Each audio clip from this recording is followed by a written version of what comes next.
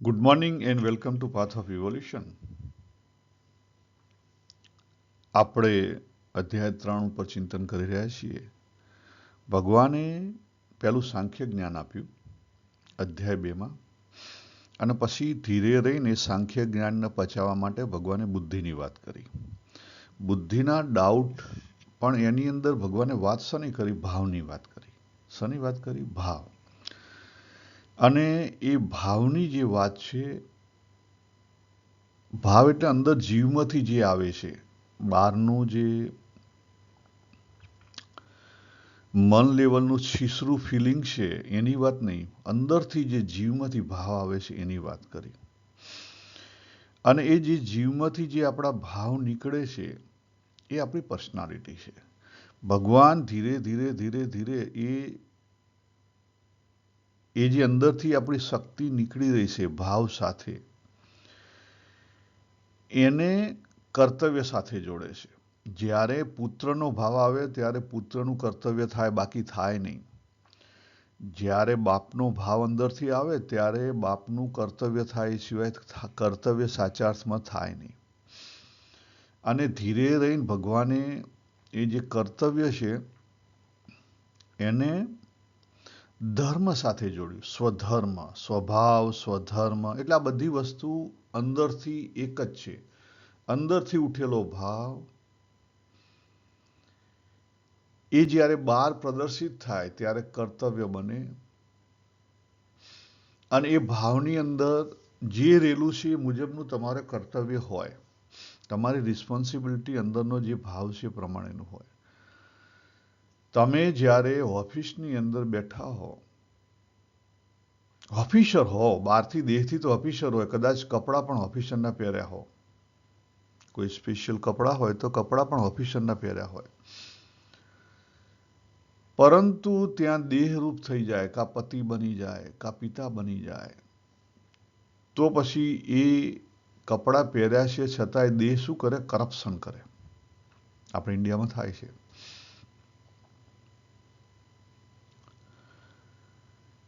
Corruption કેમ થાય છે? તો એનું કારણ ભાવની ખામી છે.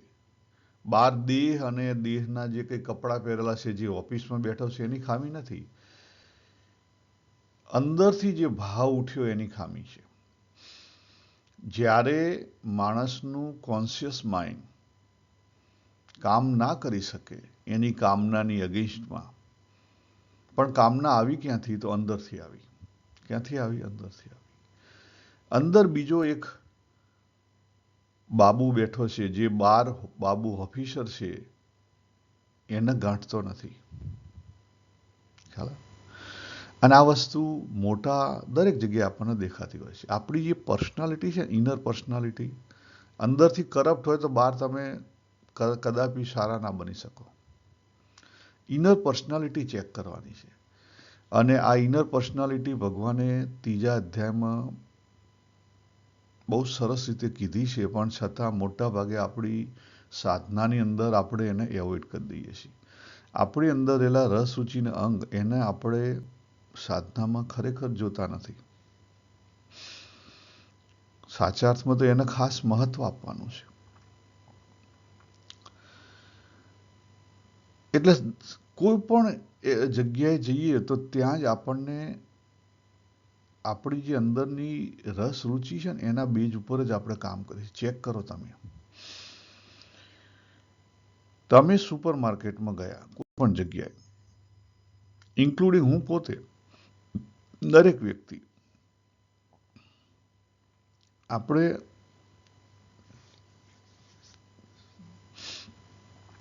સુપર માર્કેટમાં જઈએ અને સપોઝ તમે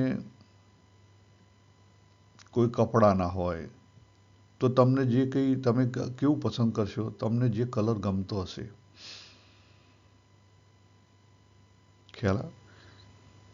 અને ઘણીવાર તો કેવું હોય કે દાખલા તરીકે કલર ના હોય. દાખલા તરીકે તમે આપણે કોઈ સુપર માર્કેટમાં જઈએ અને સફરજન છે, સફરજન અથવા લારી ઉપરથી સફરજન લેવા છે, તો તમે 5-6 સફરજન સિલેક્ટ કર્યા. મોટા ભાગે આપણે જાતે સિલેક્ટ કરીએ છીએ. તો એ સિલેક્શન આપણું થયું, એ સિલેક્શન થઈ ગયું, પણ જો કોઈ સાથે રહેલું પ્રશ્ન પૂછે કે ભાઈ તમે આજ કેમ લીધા, તો પછી આપણે કારણ ઊભા કરીએ છીએ, તો પછી આપણે કારણ બનાવીએ છીએ.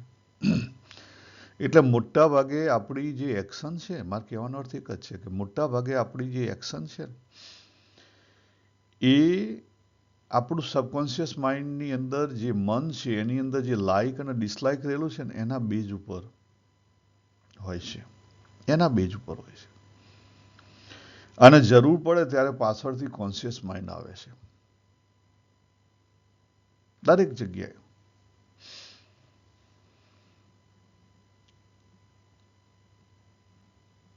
દરેક જગ્યાએ આવું હોય. ઘણીવાર આપણે કહીએ ને કે આ કેસમાં મને વિઝા મળ્યો નતા, કે આમ થયું નહોતું પણ થઈ ગયું. એવું ના હોય. જે ઓફિસર બેઠો હતો એ વખતે એની જે સ્થિતિ હોય એ પ્રમાણે એને પરફોર્મ કર્યું.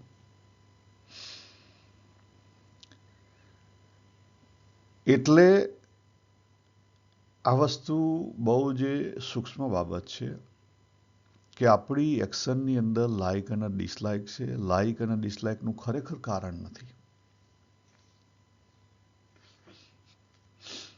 ખરેખર કારણ નથી.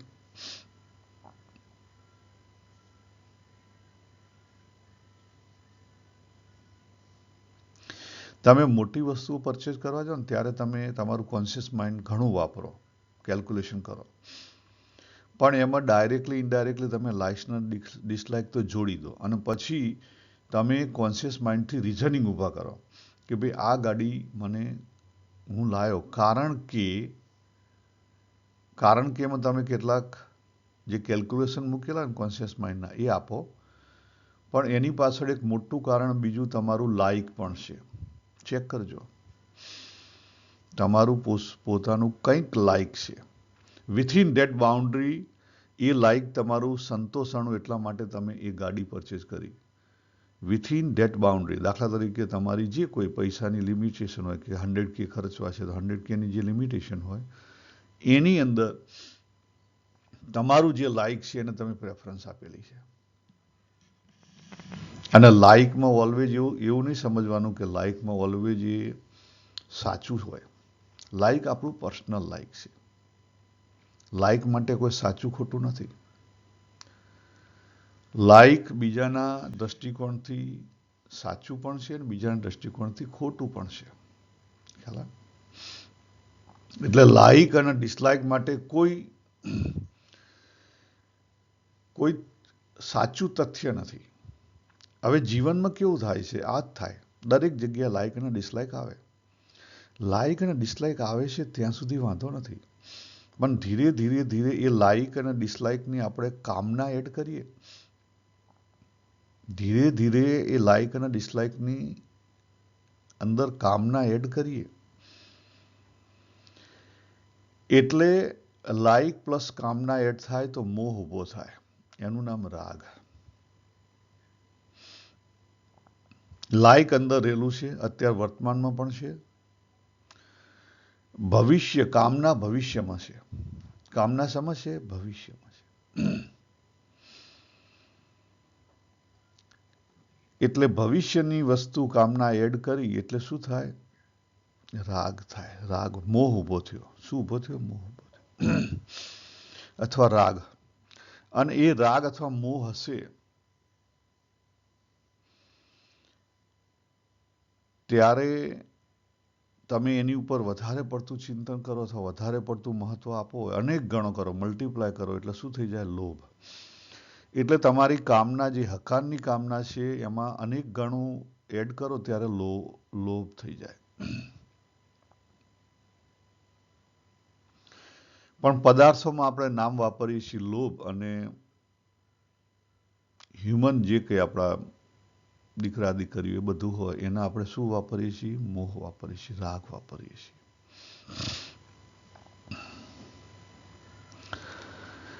એ જ રીતે જે ડિસલાઇક છે એમાં કામના ઊભી થાય એટલે શું થાય? અંદરથી દ્વેષ આવે, નકારપણું આવે. અને જ્યારે એ એક્શનમાં આવે ત્યારે એક્શનમાં કઈ રીતે આવે? કા ઈર્ષામાં આવે, કા પછી ક્રોધમાં આવે. શેમાં આવે? ઈર્ષા કા ક્રોધમાં આવે. ચેક કરજો. ઘણીવાર આપણે કહીએ છીએ કે આ મારો ક્રોધ જતો નથી, પણ ક્રોધ કેમ જતો નથી? એક વસ્તુ યાદ રાખો, આ બંને વસ્તુ કેવી છે, લાઇક અને ડિસલાઇક બેલેન્સ છે. આપણી અંદરની એનર્જી છે, એક પોઝિટિવ છે, એક નેગેટિવ છે. આપણે બહુ જે વાત કરી છે 12મા અધ્યાય પછી, પોઝિટિવ અને નેગેટિવ એનર્જી બંને બેલેન્સ કરે. આપણું લોલક 8 અને 4ની વચ્ચે ઘૂમે. 8 એ પોઝિટિવ એનર્જી છે, 4 એ નેગેટિવ એનર્જી છે. એટલે તમારો જે કામના ચાલુ થઈ એની સાથે જ આ જે ક્રોધ છે ને, દ્વેષ છે ને, નકારાત્મક એનર્જી પણ ભેગી થાય જ. ઘણીવાર આપણે એવું કહેતા હોઈએ કે ભાઈ હું તો મારું જીવન શાંતિથી પસાર થાય, મારા છોકરા સહીએ બધા શાંતિથી જીવન જીવે, બરાબર, અને એ તો મને અધિકાર છે ને, અધિકાર છે, યસ, એટલા માટે હું આ લોકની અંદર આ જોબ કરું છું, આ કોમ્પિટિશન કરું છું, વધારે ભણું છું, બરાબર, સારી જોબ કરું છું, વધારે જોબ કરું છું, ઓવર ટાઈમ કરું છું, યસ, બધી જ વાત સાચી. એ જે તમે એક કામના તમારી અંદર રહેલી છે એને લઈને કરો છો. કામનાની અંદર પોઝિટિવ ને નેગેટિવ નથી. કામના પોઝિટિવ ને નેગેટિવ ઇટ સેલ્ફ છે. એ ભલે તમારી પોઝિટિવ કામના થાય, પણ એ જેમ કામના પોઝિટિવ ચાલુ થાય એ જ રીતે નેગેટિવ ચાલુ થાય. કારણ કે એને બેલેન્સ કરવું પડે, નહીં તો એ રહી ના શકે. સિમ્પલ એક્ઝામ્પલ આપું. દિવસ ના ઉગે તો રાત્રિ ના આવે. આપણે દિવસે ઉગે ને આખો દિવસ જો કામ ના કરીએ તો રાત્રે ઊંઘ ના આવે. ખ્યાલ આવે? આ જે સનાતન સિદ્ધાંત છે ને પ્રકૃતિનો, પોઝિટિવ નેગેટિવ, એ આપણે ભૂલી જઈએ છીએ. પોઝિટિવ નેગેટિવના બીજા શબ્દોમાં સમજવા હોય ને તો આપણે જે પેલા અતિ બતાવીએ છીએ ને, બે છેડા, એ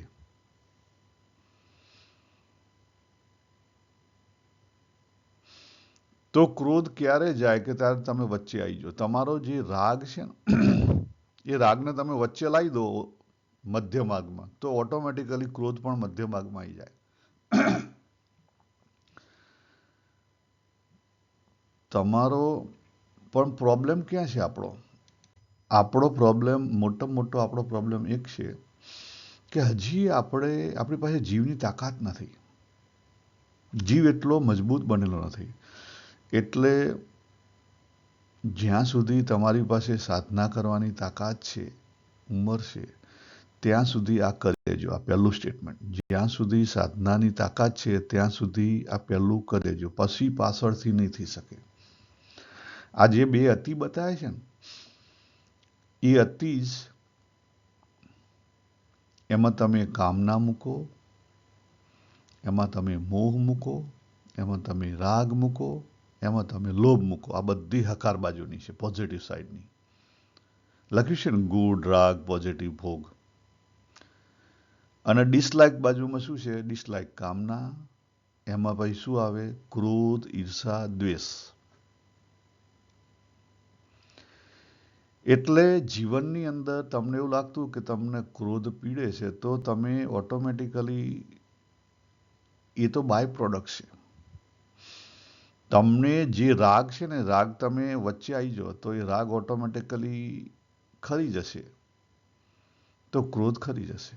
સિમ્પલ. પણ આના માટે સાધના કરવી પડે. એમનેમ થાય નહીં. આ વસ્તુની ખબર પણ પડવી જોઈએ. સાધના કરવી પડે. સૌથી પહેલી સાધનાનું પહેલું સ્ટેપ, એકોર્ડિંગ ટુ મી, એ અંદરનો જે ભાવ છે, કારણ કે આ ભાવની ગેમ છે. ભાવ એટલે અંદરનો ઇન્ટેન્શન જે બહાર નીકળી રહ્યો છે. એ ભાવ છે, એનું એક લક્ષ્ય છે. એ લક્ષ્યમાં ખરેખર દરેકની સ્વીકૃતિ આપી દો. દરેકની સ્વીકૃતિ આપી દો. તમને કોઈ જગ્યાએ ખરાબ દેખાય, ડિસલાઇક, ઓકે ફાઇન. કોઈ જગ્યાએ લાઇક દેખાણ, ઓકે ફાઇન. તો ધીરે ધીરે ધીરે દરેકની સ્વીકૃતિ થશે ને, તો ધીરે ધીરે આપણે જે વહેંચાયેલા છીએ ને, આપણે 4 ભાગમાં વહેંચાયેલા છીએ: જીવ, માઇન્ડ, બોડી અને 12 ઓબ્જેક્ટ. અને દેહથી જોવું હોય તો દેહ તાદાત્મ્ય શું છે? દેહ તાદાત્મ્ય આ ચાર જ વસ્તુ છે. આપણી અંદર શું છે? Upper subconscious mind, lower subconscious mind, emotional અને લોજિકલ. બરાબર. તો જ્યારે એક રસ્તા થશે, એક રસ્તા ક્યારે થાય? દરેકની સ્વીકૃતિ થાય એટલે ઓટોમેટિકલી એક રસ્તા થઈ જાય. જ્યાં સુધી એ એક રસ નહીં થાય ત્યાં સુધી આ અલગ રહેશે. અને એના માટે સમજણ અને સજાગતા. સમજણ અને સજાગતા. સજાગતા એટલે હોશ. આપણે જે બહુ વાત કરી છે હોશની. અને ત્રીજી વસ્તુ છે દેહની જે વેલ્યુ, કારણ કે દેહ તાદાત્મ્ય છે, એની તોડવી પડે. દેહ વેલ્યુ તોડવી પડે. કે આપણી દેહની અંદર જે રસબુદ્ધિ છે, દેહની જ્યાં સુધી રસબુદ્ધિ છે ત્યાં સુધી આ વસ્તુ તૂટે નહીં. દેહની રસબુદ્ધિ, દેહનું જે નાશવંતપણું છે ને, ફિયર નહીં. જો હું ફિયરની વાત નથી કરતો. ફિયર જે છે ને, ભય નેગેટિવ છે, ભાગવાની વાત છે. હું એની વાત નથી કરતો. ભય એ ડિસલાઇકનો પક્ષ છે, ભાગવાની વાત છે. પરંતુ રિયાલિટી, હું મારા ફાધરને શમશાનમાં લઈ ગયો. મારી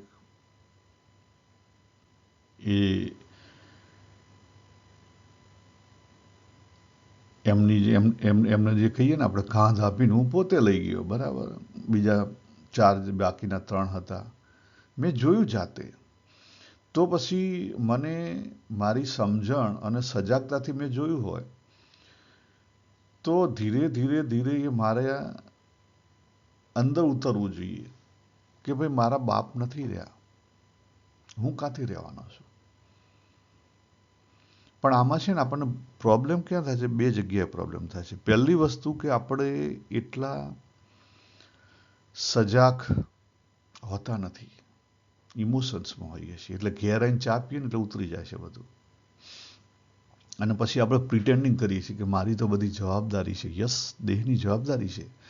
હું સંસાર લઈને બેઠો છું, મારે થોડું મરવાનું છે. સવાલ મરવાનો નથી. સવાલ મરવાનો નથી. લક્ષ એ બાજુ રાખવાનું છે. નાશવંત દેહ તરફ લક્ષ રાખવાનું. અને પછી કેટલાક સારા સમજુ માણસો આવે એ પાછા અવરું કે આત્મા તો અમર છે. આ બંને વસ્તુ ખોટી છે. આત્મા અમર છે એ મનની સમજણ છે અને એ પ્રિટેન્ડિંગ કરે છે. આપણો કદી ઉદ્ધાર નહીં થવા દે. આપણો કદી ઉદ્ધાર નહીં થવા દે. આપણે કેવા ગુડી બ્રાન્ડ છીએ. 2 હાથમાં લાડુ રાખવા માંગીએ છીએ. હું, મારું ને મારો દેહ, એ તો હચવાવો જોઈએ.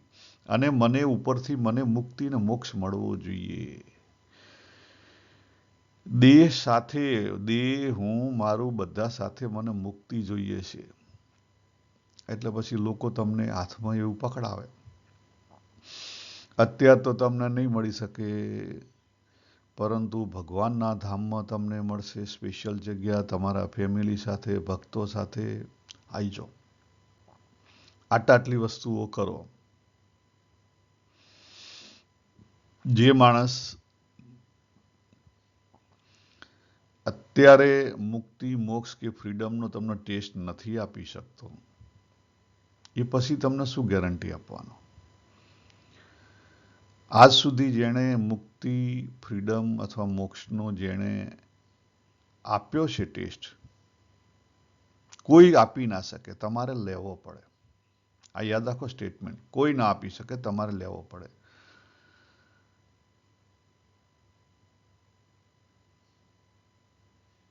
સ્વામી વિવેકાનંદ અને એમના ગુરુ રામકૃષ્ણ પરમહંસ, એમનો એક પ્રસંગ છે.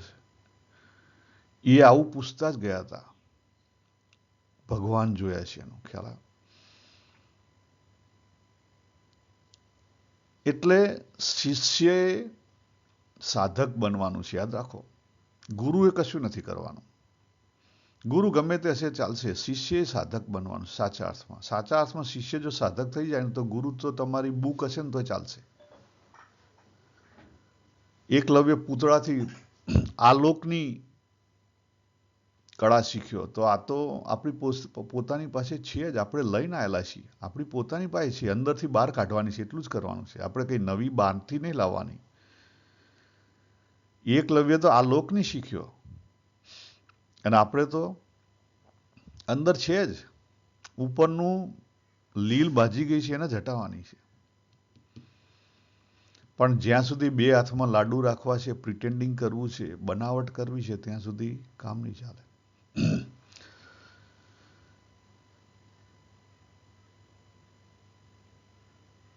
એટલે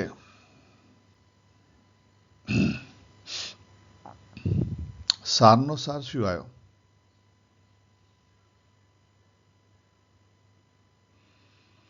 આજ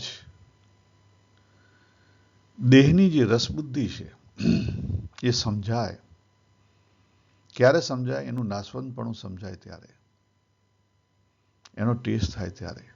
એ ટેસ્ટ જો વારંવાર કરવામાં આવે, રિયલાઇઝ કરવામાં આવે, તો પછી દેહને લઈને જે એકલતા છે એ પ્રોબ્લેમ પણ સોલ્વ થઈ જશે. ધીરે ધીરે ધીરે આપણે ઊંડા ઉતરવાનું છે. ધીરે ધીરે ધીરે આપણે અંદર ઊંડા ઉતરવાનું છે. અને સૌથી મોટામાં મોટું હથિયાર તમને જો ભગવાને આપ્યું હોય, સૌથી મોટામાં મોટું હથિયાર શું આપ્યું છે? ભગવાને આપણને જ્યાં રાખ્યા છે, જે પરિસ્થિતિઓ આપણા જીવનમાં આવે છે, જે કોઈ આપણને બાળકો મળ્યા છે, પત્ની મળી છે, મા બાપ મળ્યા છે, એ બધા જનો ઉપયોગ તમારે કરવાનો છે. આપણે પૈસા કમાવાનો તો લોકોનો ઉપયોગ કરીએ છીએ. કોઈક ભાઈબંધ હોય, કોઈની ઓળખાણ હોય, એ બધી વસ્તુ આપણે આપણા પૈસા કમાવા માટે તો વાપરીએ છીએ, કામ કઢાવવા વાપરીએ છીએ. તો આ તો આપણું અનેક જન્મોનો જે આપણને જે ભાવ રોગ છે ને, અનેક જન્મોનો જે આપણો ભાવ રોગ છે ને, એ ભાવરોગ આ લોકો આપણને મદદ કરશે ટાળવામાં. કારણ કે આપણે તરવાનું છે આ સંસારમાં. એ લોકો પણ આપણી સાથે છે, પણ એને સાચા અર્થમાં સમજીએ તો આપણે એની ઉપર તરી શકીએ, નહીં તો નીકળી શકીએ નહીં. આપણે એને ડૂબાડવા જઈશું તો ગયા, એને બચાવવા જઈશું તો પણ ગયા. જો બે વસ્તુ યાદ રાખો, ડૂબાડવા જતા તમે પોતે ડૂબવાનો મોટો ભય છે. એટલે પહેલી વસ્તુ નેગેટિવ વસ્તુ છોડી દો. બીજી વસ્તુ, બચાવવા જતા એ તમને ગળે વળગી જશે, તમે મરી જશો અને એ મરી જશે, બેમાંથી બે જશો. એટલે એ પણ ઇન્ટેન્શન છે ને, એ પણ છોડી દો. અતિના જે બે ઇન્ટેન્શન છે ને, બંને છોડી દો. આજે આપણે સ્ક્રીન પર દેખાય છે ને, અતિના બે ઇન્ટેન્શન છે, બંને છોડી દો. પછી ચેક કરો ધીરે રહીને કે આ તમારો જે ભાવ છે ને અંદર રહેલો, એ કઈ જગ્યાએ, તમે કઈ જગ્યાએ ચોટેલા છો? તમે પદાર્થોમાં ચોટેલા છો, કે કોઈ તમે દેહમાં ચોટેલા છો, કે તમે માઇન્ડમાં ચોટેલા છો? જ્યાં હો ને ત્યાંથી ધીરે ધીરે ધીરે એનર્જીને અપ લઈ જાઓ. અને આપણને સાચા અર્થમાં ખબર નથી હોતી ને, એટલે આપણે શું કરીએ છીએ? એનર્જી નીચે લાવીએ છીએ. ઘણા લોકોને ભગવાનની દેન હોય, એ લોકો પહેલેથી માઇન્ડ લેવલે ક્રિએટિવ એનર્જી નંબર 3, એટલે L2 એટલે નંબર 3,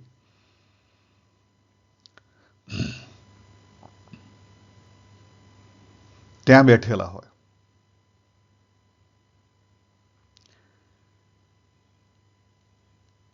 પરંતુ એ તમે જુઓ તો ધીરે ધીરે ધીરે જેમ ભગવાનની દેન વધે ને, ક્રિએટિવ એનર્જી, સંગીત હોય કે ચિત્રકળા હોય, એ ધીરે ધીરે પછી નીચે આવવાનો પ્રયત્ન કરે. નીચે આવવાના પ્રયત્નમાં નહીં કરો, ઉપર જવાનો પ્રયત્ન કરો. અને નીચે કેમ આવીએ છીએ? નીચે આના કારણે આવીએ છીએ. કામના આપણી ભળે ને, કામના ભળે ને એટલે પછી નીચે અવાય. કેવી રીતે? હું તમને સિમ્પલ એક્ઝામ્પલ આપું. ભગવાને તમને દેન આપી છે પેઇન્ટિંગની, તમે પેઇન્ટિંગ ચાલુ કર્યું, ગુડ થિંગ. પેઇન્ટિંગ પછી બહાર વેચવા પણ પડે, કારણ કે પેટનું પૂરું કરવું પડે, એ પણ good thing. It's okay thing, not a good thing, okay thing. પણ ધીરે ધીરે તમારી કામના પછી મોહમાં પરિવર્તિત થાય, એટલે પછી તમે આ એક દેશના બીજો દેશના ત્રીજો દેશના બરાબર એની ઉપર પછી દોડ્યા કરો, પછી તમારે માણસો રાખવા પડે. ખ્યાલ આવે ને? ધીરે ધીરે ધીરે તમે ક્યાં આયા? નીચે આયા, ઉપર નથી ગયા.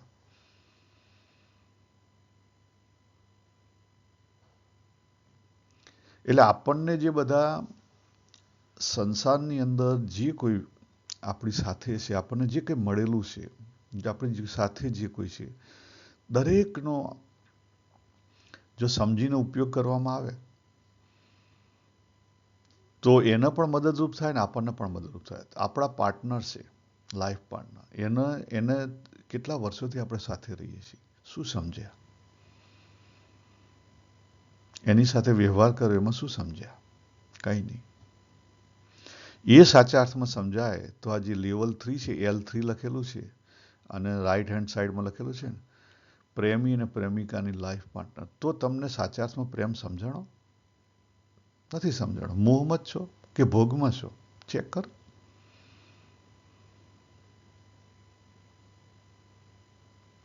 તો તમે ઉપર જઈ શકશો, બાકી કદાપી નહીં જઈ શકાય. તો આપણે અહીંયા પૂરું કરીએ. સર્વેને જય શ્રી કૃષ્ણ. હરિઓમ તત્સત. હરિઓમ.